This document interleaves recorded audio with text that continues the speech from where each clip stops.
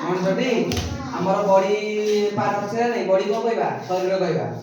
ତ ଆମ ଶରୀରରେ ବିଭିନ୍ନ ପ୍ରକାର ଅଂଶ ରହିଛି କଣ ରହିଛି ତ ସେଇ ଯୋଉ ଅଂଶ ରହିଛି ଯୋଉ ଅଂଶର କଣ ଅଛି ଅଙ୍ଗ ଆମେ କହୁଛୁ ତ କଣ କଣ ଅଙ୍ଗ ଅଛି କହିଲ ଏଇଟା କୋଉ ଅଙ୍ଗ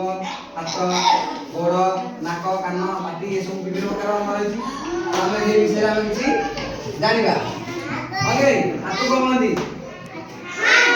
ଗୋଡ଼ ଆଖି ପାଟି ମୁଣ୍ଡ ନାକ ଆଉ ବେକ ବେକ ବେକ କଇ ମାନେ ବିଭିନ୍ନ ପ୍ରକାର ରହିଛି ନା କି ତ ଆମେ ଦେଖିବା ଗୋଟେ ଜିନିଷ ହେଲା ମୋର ବଡି ରହିଲା ଏଟା ବଡି ଏଟା କୋଉଟା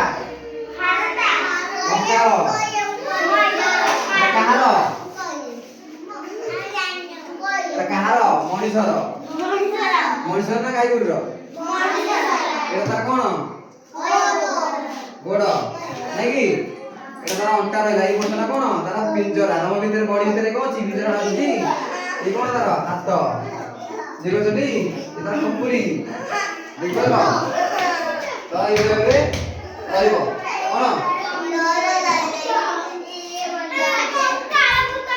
ଗୋଡ଼ ଦିଟା ଗୋଡ଼ କେତେଟା ଗୋଡ଼ ମଣିଷର ଏଇଟା ଗୋଟେ ଏଇଟା ଗୋଟେ ନାଇଁ କି ଦେଖ ଏଇଟା କଣ ପାଦ ଆମର ପାଦ ଅଛି ଏଠି ଏଇ ପାଦ ଆଉ ହାତ ରହୁଛି ଏଇଟା ହାତ ହେଲା ଏଇଟା ହାତ ତାର ଅଛି ହେଲା ତ ସେଇଭଳିଆ ଦେଖ ଆମେ କିଛି ଅଂଶ ଦେଖୁଥିଲ ଏଇଥିରେ ଅଛି ଆମର ବଡ କିଛି ଜିନିଷ ହେଲା ଏଇ ଦେଖ